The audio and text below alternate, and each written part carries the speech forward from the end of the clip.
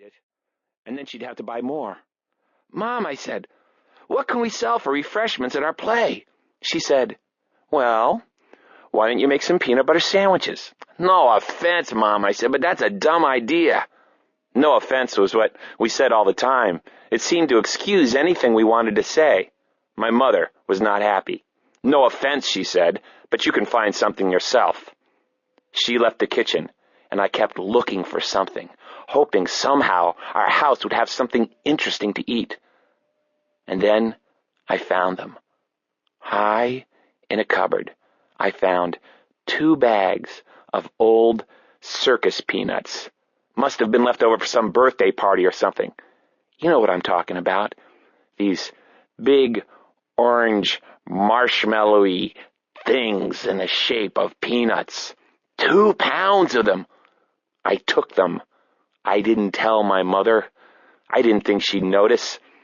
I couldn't imagine her serving them at an adult party. "Here, would you like some circus peanuts with your onion dip?" I ran out the back door, around the house, and across the street to Glenn's house. "Glenn," I said, "look, we can sell these." "We'll charge a nickel for 3, said Glenn. "We'll make millions." With the most important part set, we now had to come up with a play. It didn't take long. We got the idea for The Battle of the Mad Scientists only 2 days later. We were in Glenn's room experimenting with cornstarch and water. If you've never experimented with cornstarch and water, I highly recommend it. Take some cornstarch, put it in a jar, put some water in, put the lid on, shake it up, and open it up. And there is a very thick, squishy glop.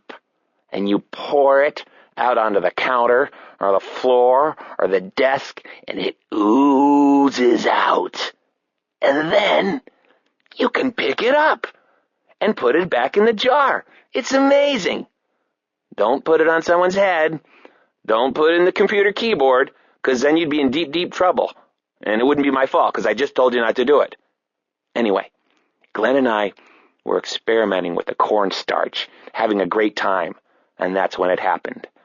I grabbed a hold of the jar. I held it high over my head. "I am Senior Slimovsky, an alien from the planet Bordok, disguised as a mild-mannered scientist, and with my secret formula, I will conquer the world." Ha ha ha ha ha!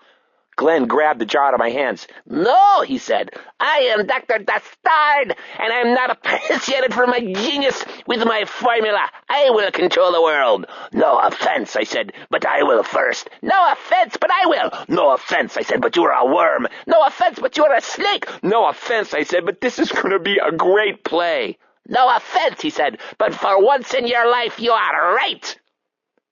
That's how it started. Over the next week, we made up a bunch of different scenes. In the first scene, the 2 scientists would meet on a dark street corner. We would turn an unsuspecting pedestrian into a frog. Then, joining forces, we would rob a bank, turning a bank teller into stone. Then, they would hold up Fort Knox and take all the gold. Then, they would free all the children from the school, turning the principal into a gorilla. And then, at the end of the first act, they would become enemies, vowed to destroy each other, and the whole second part of the play would be their duel. At the end, they would both be almost destroyed, but not quite.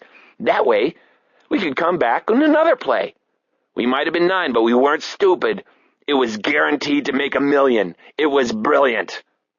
There was only one problem. We needed victims. We needed other actors to get turned into animals and slime and stone.